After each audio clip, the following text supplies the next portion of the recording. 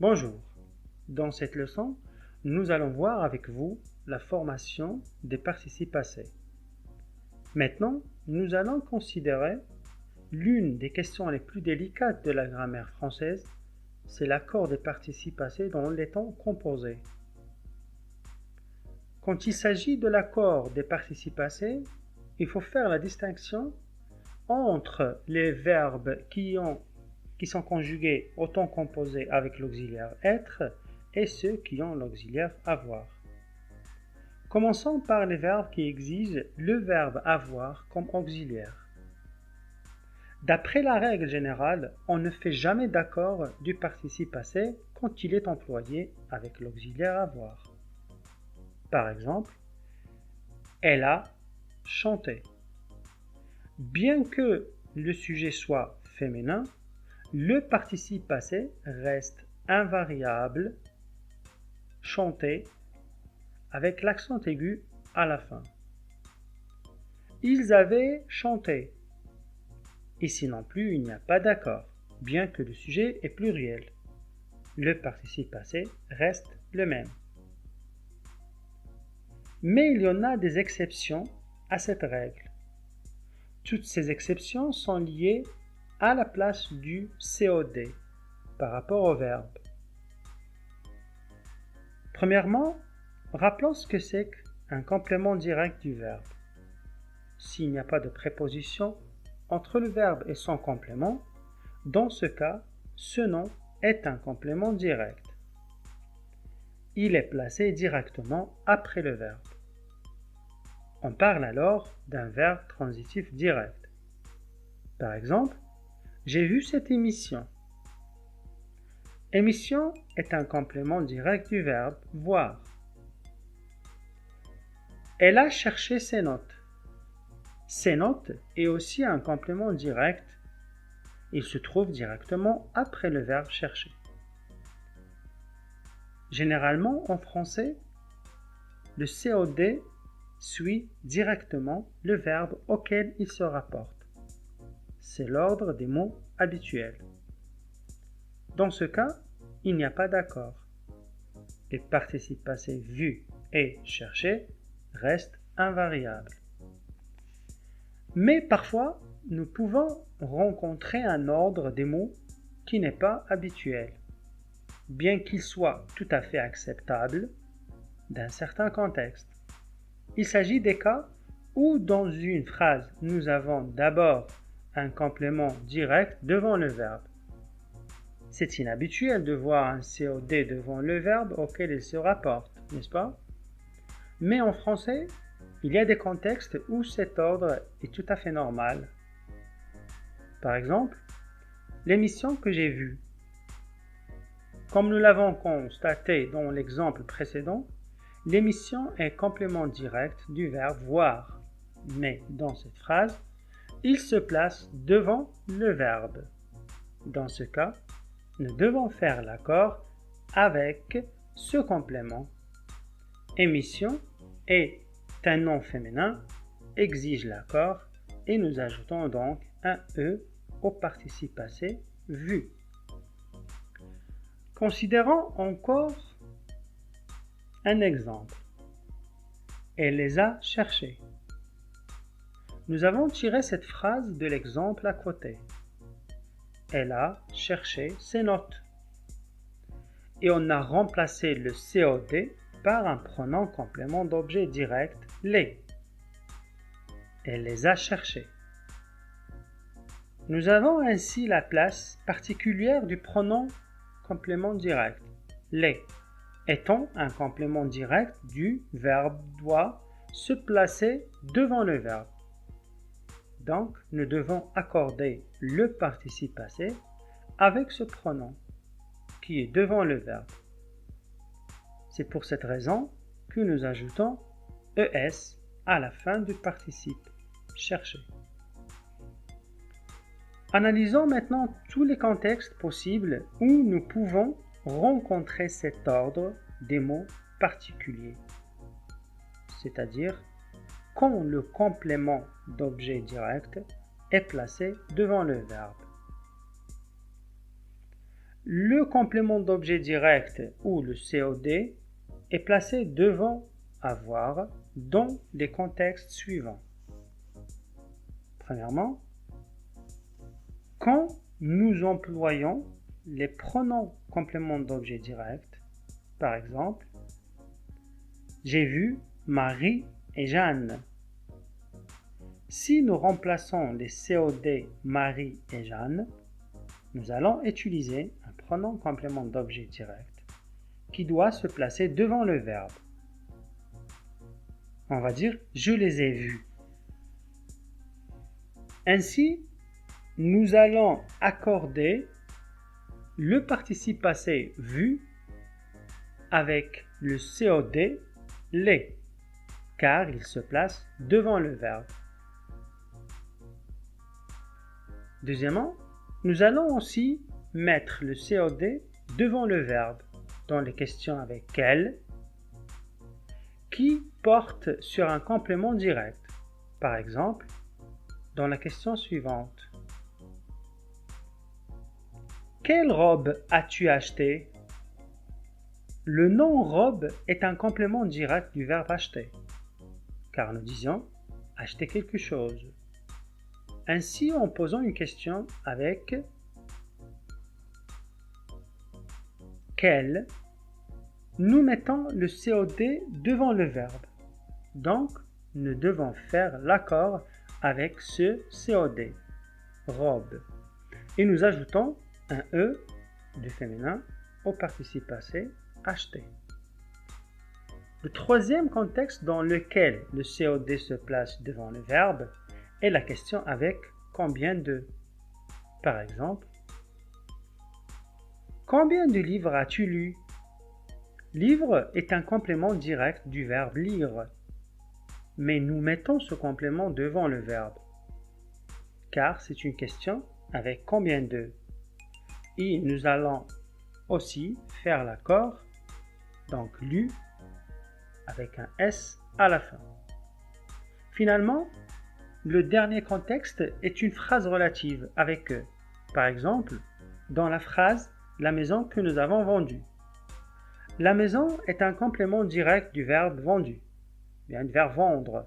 Mais puisqu'il s'agit ici d'une relative avec eux, nous mettons ce COD devant le verbe et par conséquent, nous faisons l'accord du participe passé vendu avec le complément d'objet direct la maison.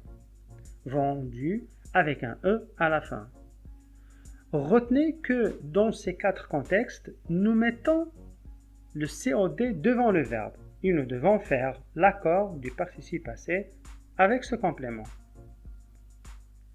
Prenons maintenant, au grand compte du participe passé, ceux qui se conjuguent au temps composé avec l'auxiliaire être.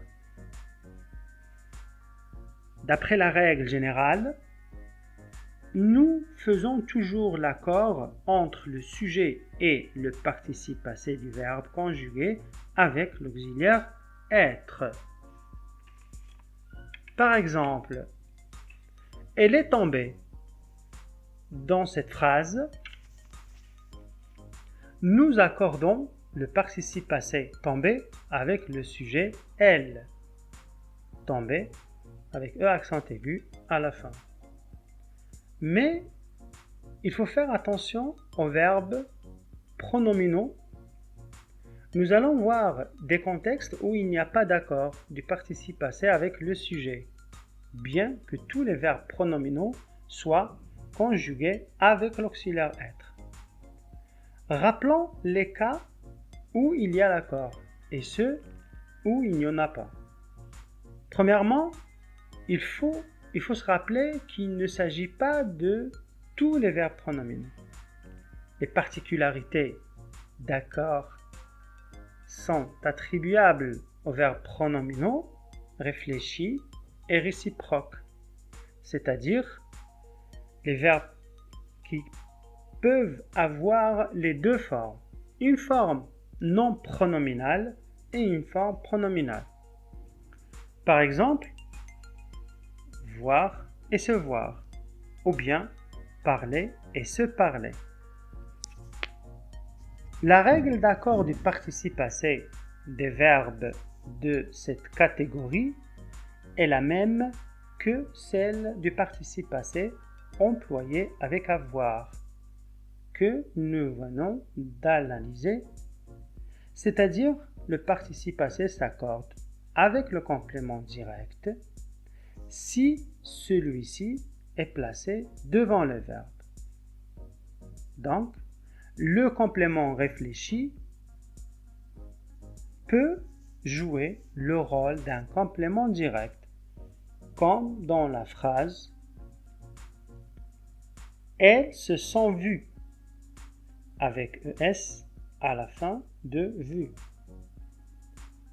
Ou bien d'un complément indirect, comme dans l'exemple « Elles se sont téléphonées ».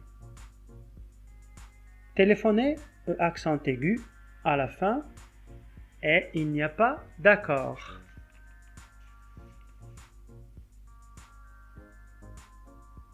Comment déterminer si le pronom réfléchi est un complément direct ou indirect? Une façon simple de trouver le complément direct, c'est de remplacer le verbe pronominal par le même verbe transitif, conjugué avec avoir, et voir ainsi si ce verbe exige un C, un complément direct, ou indirect. Considérons l'exemple suivant. Elles se sont vues. Remplaçons d'abord le verbe pronominal, se voir, par le verbe non pronominal, voir. Et posons la question. Elles ont vu qui? La réponse sera elles ont vu elles-mêmes. Elles-mêmes représentées par ce, le pronom ce est complément direct car on dit voir quelqu'un. Il est placé devant le verbe, donc il y a l'accord. Elles se sont vues. Vues, ES à la fin. Encore un exemple. Elles se sont téléphonées. La question. Elles ont téléphoné à qui? La réponse, à elles-mêmes. Le pronom se est complément indirect car on dit téléphoner à quelqu'un. Donc, le participe passé reste invariable. On ne fait pas d'accord. Il est important de noter que si le verbe pronominal a un complément objet autre que le pronom réfléchi, le pronom réfléchi est alors indirect. Il n'y a pas d'accord. Par exemple, la phrase suivante. Elle s'est lavé le visage. Elle a lavé quoi? La réponse, le visage. Le visage est complément direct. Le pronom réfléchi se est le complément indirect. Donc, il n'y a pas d'accord. Elle s'est lavé le visage. Laver avec un E, accent aigu à la fin. Un autre exemple. Nous nous sommes serrés la main. Nous posons la question. Nous avons serré quoi? Notre réponse, la main. C'est un complément direct. Nous est complément indirect. Ici aussi, il n'y a pas d'accord. Nous nous sommes serrés la main. Serré avec E accent à la fin. En ce qui concerne les verbes essentiellement pronominaux et à sens passif, le participe passé de ces verbes s'accorde toujours avec le sujet du verbe. Par exemple, ils se sont trompés de route. Tromper, S à la fin, et elle s'est évanouie, E à la fin. Se tromper, s'évanouir sont des verbes essentiellement pronominaux. Cette route s'est ouverte récemment. Ouverte, E à la fin, et dans ce cas, s'ouvrir est un verbe à sens passif. Donc, Comme nous avons constaté dans toutes ces phrases, on fait l'accord. Cependant, il existe quelques exceptions. Les participes passés des verbes suivants restent invariables. Se plaire et ses dérivés. Et se rire de plus, se faire et se laisser suivi d'un infinitif. Par exemple, elle s'était plu à faire de la peinture. Le participe passé plu reste invariable. Elles se sont laissées tomber en boule. Laisser avec un E accent à la fin. Il n'y a pas d'accord. En résumé, dans les temps composés avec avoir, nous ne faisons pas d'accord de participe passé. Mais quand le COD est devant le verbe, il y a un accord. Il y a seulement 4 contextes où cette situation est possible. Avec les pronoms compléments d'objet direct, dans les questions avec elle, des questions avec combien de, et finalement dans les phrases relatives avec que. Pour ce qui est du participe passé conjugué avec l'auxiliaire être, nous faisons l'accord avec le sujet, mais il faut faire attention aux verbes pronominaux. Nous ne faisons pas d'accord avec les verbes pronominaux réfléchis et réciproques. Quand le pronom réfléchi joue le rôle de complément indirect, par exemple, elles se sont parlé. Pas d'accord, car on dit parler à quelqu'un. Donc, le pronom réfléchi se est indirect.